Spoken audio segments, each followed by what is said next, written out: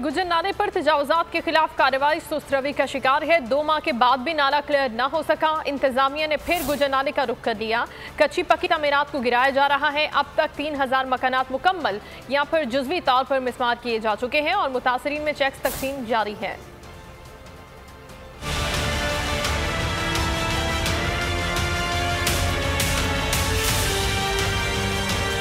शहर कायद में बरसाती नालों पर तजावुजात के खिलाफ ऑपरेशन 2 माह बाद भी मुकम्मल न हो सका। इंतजामिया ने आज फिर गुज्जर नाले का रुख कर लिया।